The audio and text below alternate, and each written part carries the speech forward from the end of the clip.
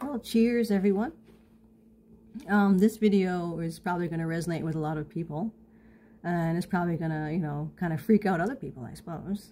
That's kind of the way things roll on this planet. Everybody's always polarized and kind of freaking out all the time. So, one of the topics I want to use to introduce this provocative one, and as I had mentioned before, you know, I'm not going to make stories up. I'm not going to tell you stories I think you want to hear just for the, you know, interest, ear candy, whatever you want to call it. I'm going to tell you what it really was like, what it is like for many of us, not all of us, but many of us who are starseeds or walk-ins, growing up on this planet. You know, the extremes of that experience. And this is particularly for those people who, you know, still haven't found their tribe and aren't quite sure what's going on, you know. Those people all the people who drank the Kool-Aid, all the cult followers, you know, they call you crazy or whatever. You just never, or you're someone like me, like many like us, who just never said anything, and they were shy and quiet and just kept to themselves because they knew how dangerous it was to say anything, even as a child, particularly as a child. So this will be a many-part series. In fact, this is the whole point of the podcast from Growing Up Alien, as I create the book that goes along with this, of the experience of the nightmare of being on this planet. From now on, I'm just going to call it Terra, because I'm tired of saying Earth human. So, and part of that too is just my frustration with Earth humans or Terrans. You guys, you know, some of you guys think like, I don't know, you think you're the only humans in the galaxy. It's like, you're not. You're a humanoid. You're one of them. I just grinds my gears. So we're going to just say Terra, and that way there, I think it might, maybe, you know, and I don't like saying it because it's like the cool term now. Oh, I know the galactic term. No, that's not why I'm doing that. It is the term they use upstairs, sure. I'm just going to use it here because I think what it might do is begin to kind of shift the, through systematic training, maybe affect some people where it becomes infiltrated into their mind, so they don't see themselves as this kind of magical human thing, whatever, like, you know. So anyway, so what did it feel like? You know, to me, growing up here, it was like being lost in a desert. You know, and you're just desperate for water for years and years and decades. And everywhere you look, there is no water. You know, there's just this pools of dust everywhere. And then, you know, you find water after decades, and you lose yourself in that desert when you first meet someone like you, an extraterrestrial. But while you're growing up and experience that, you become the desert. You just dry up. You're dry, you're arid, you're lifeless, you're existing, but not alive. Most of my life, I was never really alive. I was just existing. I was just a shell, completely dissociated from everything, my own body and all that. So the first reconnection, which is what allowed me to process all this information, the first reconnection, you know, with my special extraterrestrial, was, you know, it was like a tsunami. That's all I can describe. You know, you spent your entire life in that dissociated state. And you just give up at some point. You just kind of like go with the flow, and you figure, well, I'm just gonna, you know, fall into the matrix. You know, you didn't even know there was a matrix. You know, you just kind of okay, well, I gotta survive, so this is what I'm gonna do. So you destroy yourself. You destroy your soul. You just become an empty trash can. That's basically, and everybody else just fills your trash can. You know, that's what life was like. You're just a trash can, and every other human comes by and fills it with their crap. And they change who you are. And if you don't become what they want you to be or what they expect out of you, then, you know, you're something wrong with you. Like, why aren't you being what I want you to be? You know, you're a bad person. And they start gaslighting you. You know, you're like, I want you to be this for me.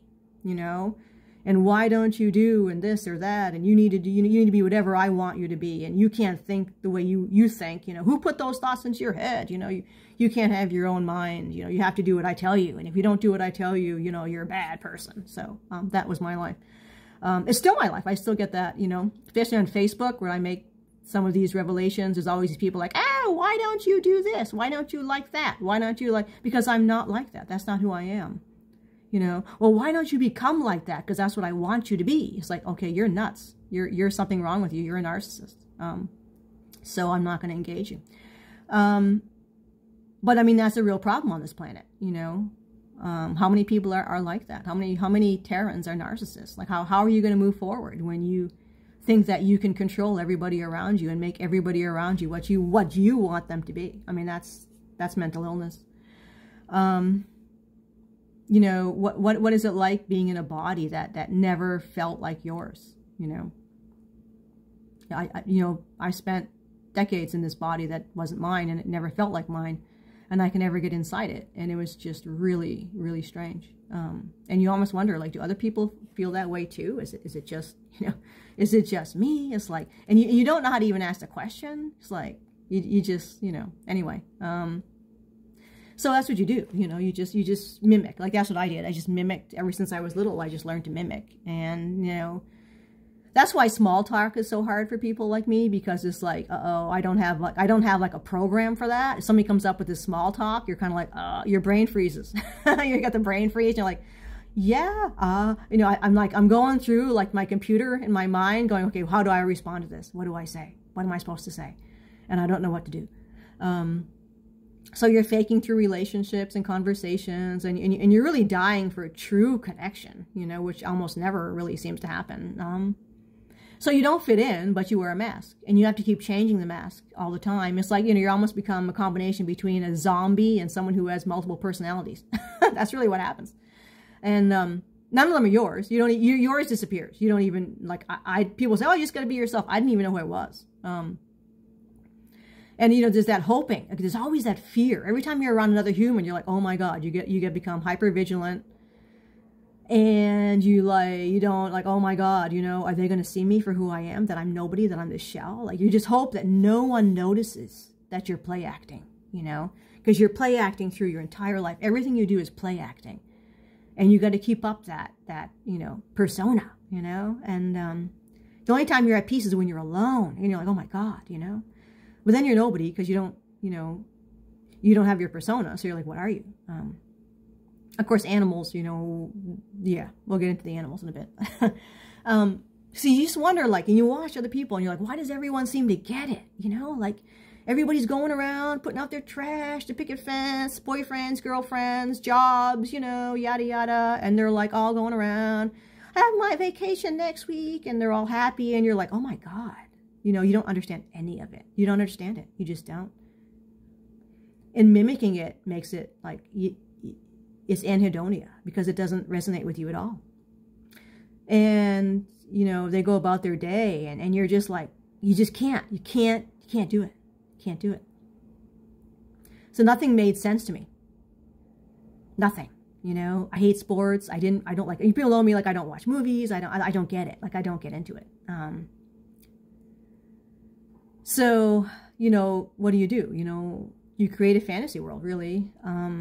Or you throw yourself into some kind of passion that you like, you know, maybe it's music, art, you know, nature, whatever. You know, you gotta find a way to survive.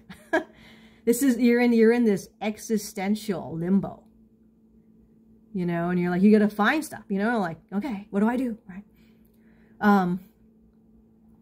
But anything, somewhere you can make yourself numb to take away that, you know, constant existential pain that was always there, you know. But nothing really ever worked, and you're always, you know, that odd one. You knew you're the odd one, because people look at you that way. You can see, you know. And for most of us, you know, we're telepaths, right? So, like, you feel it. You can feel other people. You can enter their minds. Like, I was entering people's minds. I didn't know what I was doing. I couldn't control it. And I didn't even know I was doing that, you know, because they're telepathing. The Terrans don't understand. They're telepathing. And, like, yeah. It's like, you don't want to know what's in most people's minds. It's, yeah. But I knew, you know, I could tell what was in their minds. And it's like, Jesus, you know, and I'm like, it's like I could feel it in my body. And oops, that's mine. Oops. Hey, I got an update available. Not interested. You know, like there'll be people say, oh, you should do this like this. I'm doing this now the way I'm doing it. And if you don't like it, then do it differently when you do yours. How about that? It's the same thing with humans. See, it's like I don't understand this judginess they have, this judgment. You know, there's observation, which is what I've always done. There's observation. But then there's judgment. And they just can't stop doing that. I don't understand like why they judge everything. It's almost like a reflexive action. They can't control it. Yeah, I don't know. Anyway, you know, like I said, you just knew, you know, you knew that everyone suspected you were strange, and it becomes a paranoia. And, you know, all the people who drink the Kool-Aid, they'll just tell you, oh, maybe, you know, you're probably something wrong with you. You got this thing or that thing. It's like, no, I'm not in a cult. That's what's not wrong with me. You know, you're in a cult, watching the news, listening to all the bullshit that you're being fed by all your institutions. You're the one in the cult.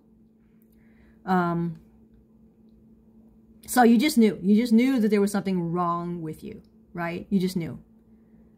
Maybe then you start thinking, you're like, because you're reflecting on this. You're like, what's wrong with me? You know, what's wrong with me? Why do I feel like this? You know, why can't I just shake this? Why can't I just be like everybody else? And you don't know, you know. So you think, well, maybe I'm an asshole, right? Maybe I'm just an arrogant, fucked up asshole. You know, maybe it's my ego, right? I don't know, you know. Or maybe you're mentally unstable. Like, you know, you're not deep down. You know, you're not mentally unstable. But you just can't exist in this world, and you can never figure it out. So you start thinking like, well, who do you think you are? You know, who am I? You know. Did you think, am I thinking I'm better than other people? And you're like, no, I know I'm not thinking that, you know, but maybe I am. Maybe I'm so twisted in my mind that I don't even realize I'm an asshole. Maybe, right? But you just could never put your finger on it, but you just knew that you were like, and you say it one day, you know, I have to be from another planet. How many people have said that, right? I'm from another planet. And for whatever reason, you know, you don't belong here. You're like, I don't belong here. How many people, right? How many people listening? And this is what I'm doing this for. I'm doing this for you guys because I want you to come forward too. Because I think the only way we're going to get rid of the narcissistic Terrans, because I don't know if they're going to mature. Is it any of our business? I don't know. But they can't exist in the new earth if there's going to be a new earth. So, because they don't seem to be doing the work, like I said, you know, the inner work. And that's an observation. That's the work that I did, actually. We'll talk about that when I talk about the missions that I've been on. I was put here to observe the humans, the Terrans, and report back to my crew about what I was finding here. But anyway, at some point after decades and decades of, you know, struggle, you start to think, well, maybe it's better if you weren't here, you know. You don't want to be here. I mean, that's for sure. You don't want to be here. That's, you know. And you think, well, maybe, you know, maybe it's because everybody's always picking, you know, they're just picking at you all the time. You know, this narcissistic, you know, pick. And you're like, maybe it's better for everyone else if you know left. Maybe if I wasn't here, it would be better for everybody else. That's what I thought. And I know I'm not alone in that thought, you know. Yeah, you're just like, it's just, you know, what is my role here, you know? I used to think my role here must be to irritate people. That's fine. You know, maybe I'll just live to do that. You know, I don't know. But, you know, it's a psychological nightmare. That's the whole method that was used to suppress Terra. That's the psychological warfare. It's mind control. You have an entire planet of people that were under mind control. It's nuts. And I would talk about this now, but I was hit myself. I had a device put on me when I was 17. But by your government. Yeah, your government. Your governments that you think are so wonderful. People, oh, I vote them in. Like, yeah. You're voting in your murderers. Okay. Anyway. Yeah. It's like you just want to kill yourself because, you know, you're looking at your life and you're thinking, oh my God, I'm going to have to live what? Like 80, 90 years. And you're like, oh my God, I can't even, like, am I going to even survive the next year? So you break it down where you're just like, okay, I'm going to survive the next 15 minutes. You know, can I survive the next hour? Can I survive the next day? You know? So you realize that ultimately you're going to have two choices for the rest of your, you know, the decades of life. All right. You're like, oh my God, how long am I going to have to do this? So I'm thinking, all right, I'm going to go live in the woods, you know, be a wild animal basically, or, you know, basically become a zombie, which I was almost at that point. Your soul is erased. You know, you have to erase your soul because it's too much. All you feel is pain. And, actually, that's what the Greys did. But anyway, we won't talk about the Greys. Because that's actually what was going to happen to you guys. So either way, you know that you would never know what love, and I use that in capitals, L-O-V-E, love, not sex. And we'll talk about that. That's a whole other video on you guys and sex. You have no idea what you're talking about. That love you were seeking, you're never going to find that because you've never found it. So that intense sense of belonging with others who really loved you and understood you and didn't try to turn you into someone you were not in order to fit their desires and needs. You knew what love tasted like, but you also knew you wouldn't find it here. So you just this thirst that you could never satiate. And, you know, until that day, you know, you're trying for the last time because you fight. You know, people don't understand, like a lot of people who are, you know, suicidal ideation, whatever you want to call it, you know, decorporation. People don't understand the pain that, you know, it's not sometimes for some people it's physical pain, but I mean, like, yeah, surviving here on this planet, like, is just unbelievable. It's unbearable. It's unbearable mental torture. And it's year after year after year after year of dragging yourself. I mean, for me, I was called a high-functioning depressive. So you'd never know because I wore a mask all the time. I have a PhD in Irish studies. You know, that's what I did, right? You know, yeah. Because I liked academia, so I could just shove myself into books all the time and I would be able to numb out the other feelings that I had or didn't have. So, you know, yeah, you look at the decades ahead of you, you know, and you can't believe you're going to have to live that long. You're like, oh my God, one of the best days I've ever had was when I said, you know what? I'm only going to live as long as I want to. I don't have to live as long as I'm going to be forced to. I'm going to only live as long as I want to. And that was such a relief. So you're like, how am I going to find a way out? You know, because you knew you weren't going to make it. You know, you're either going to go crazy or whatever, you know. So life itself is a prison sentence, literally. It's hell, it was limbo, yeah, you know. And the struggle to literally survive every single day in this gray tin can prison of this planet, it's just left you dead inside, beaten. You're a candle that burned to the bottom, you know, tired, you know, you had no energy. Fatigue is unimaginable. It's just unimaginable. And you just fight through it. You know, you just fight through all the fatigue. And you're exhausted 7 days a week, 365 days a year, almost you're exhausted, you know, year after year after year. So I put a lot into, and I'm sure people listening to this will understand, like, you know, how much did you put into surviving? And your average person has no idea. Because they don't give a shit, really. I'll be honest with you. Your average Terran doesn't give a shit about anybody else but themselves. Because they were trained to do that. Not that they're bad people inside. That's the mind control.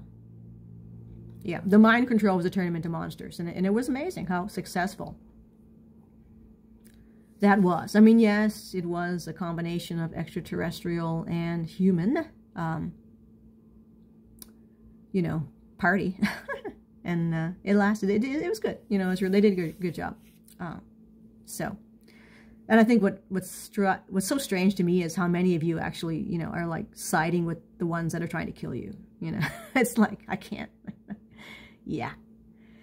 So I, like you, right? Those who know what I'm talking about, you know, those who deep down know what I'm talking about. Some people, this is never going to register with you, but for those who do, this is who I'm talking to.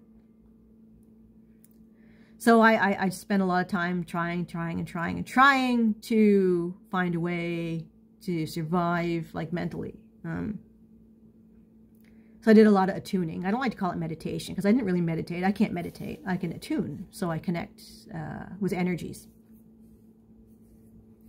And And, you know, because of the depression and where I was in a very low vibration, I wasn't really able to connect to anything. And like, I want to tell people who are still in that phase that your star family is trying to connect with you. And I know you can't hear them because you can't hear them, but they're never going to abandon. They will never abandon you, and you are not alone and never were alone. And I know that doesn't have any meaning because I've been there. Like, and that's just words. It doesn't mean anything to you. I know what it feels like to be anhedonia. It's, yeah, you feel nothing. But you just have to keep persevering. You know, I don't know what else to say. I know what the pain is like. I know. Like, it's like, yeah, I know.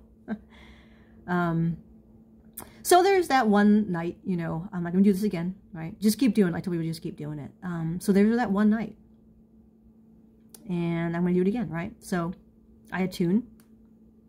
And I try to connect. And I try to attune to the vibrations of the ether. I let the air around me kind of move me. And, you know, sure, suicidal ideation. To me, suicide was peace. Suicide was a gift. To be able to do that would have been a gift. It would have been peace. It was all I wanted. All I want is peace. That's all I wanted.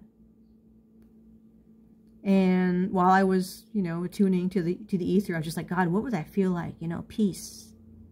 You just want peace. It's all you ever wanted, you know. It's all you ever wanted was peace. You know, and you start to lose hope. You know. Yeah, you lose hope, of course. So I was sitting there, and I'm like, okay, I'm going to do this, right? I'm going to do this, you know. Because I'm high functioning, so I'm a hard person to break. I have a lot of grit. So that night I was connecting to the ether. Yeah. And all of a sudden on my right side, this man appears. Like, oh my God. I can't even oh my God. You know, your whole body freezes. Like, you just freeze. You just freeze because you can't believe it. You can't believe it.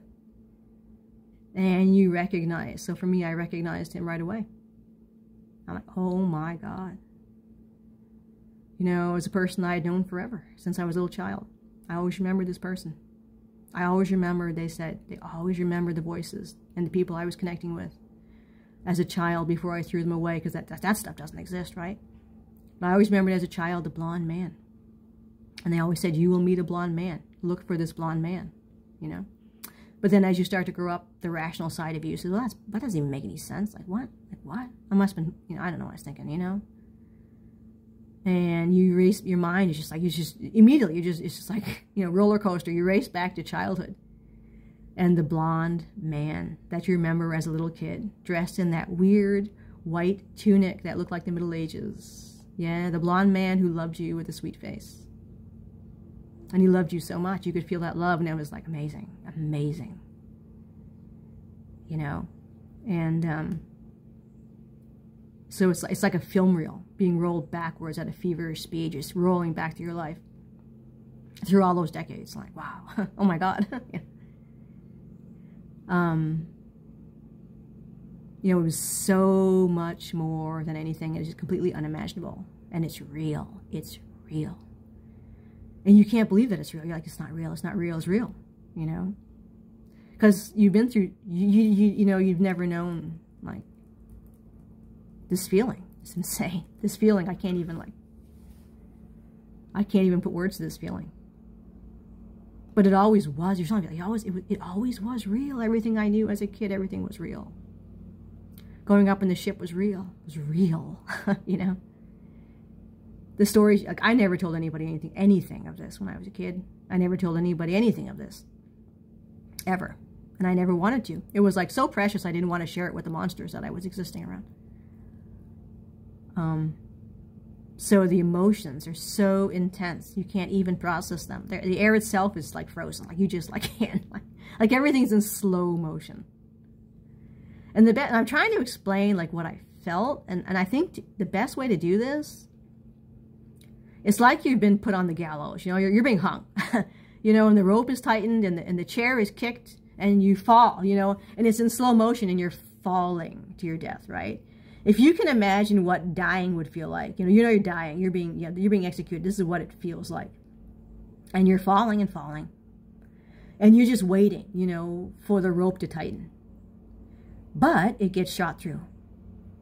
And you drop to the ground, you know, and you're not sure you're dead or alive, but somebody shoots that rope, and you're like, literally like the second before you're hung. It's like your body is just, you don't know what to do. You know, I don't know, you just don't know what to do.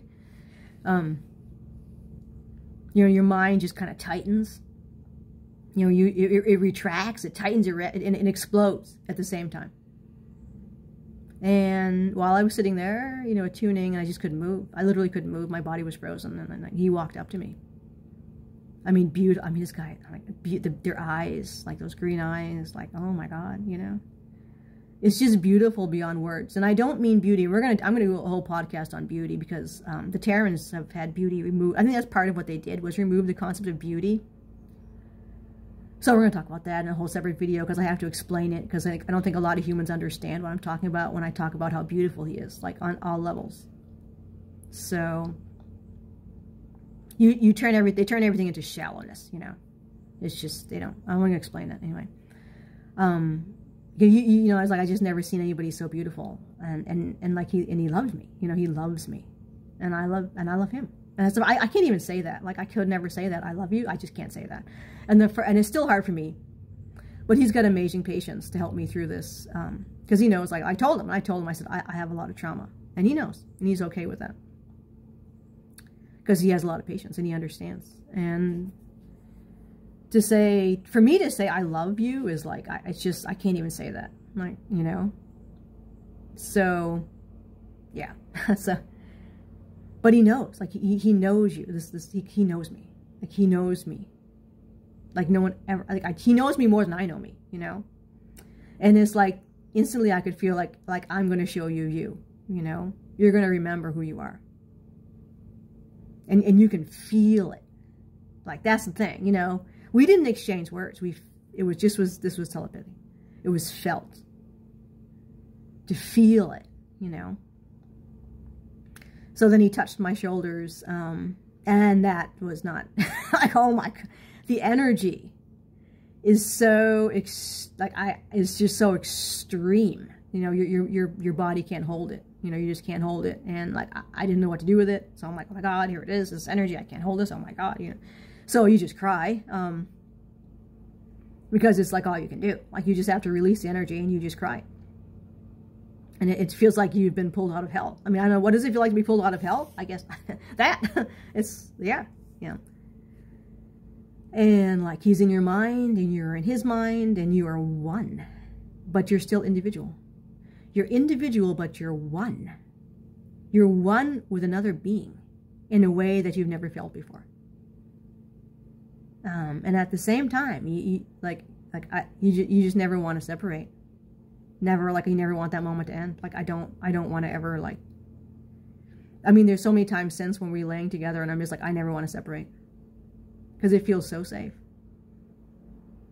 I could never trust, and I trust. Like, that's it. It's like, what am I looking for? What does this feel like? It's trust. It's trust. It's like your lives depend on the embrace. And your body is vibrating with the energy field, you know. You're just sharing that energy. And for the first time, you feel safe. In a world where you can never feel safe. You can never, ever, ever feel safe. And you feel safe now. You feel safe in this moment. But now you have a secret. Because this is too precious. So you have a secret. And you keep that to yourself. And, you know, it's just too beautiful. The secret that you have is too beautiful for this world. It's too beautiful for Earth. It belongs to where you came from.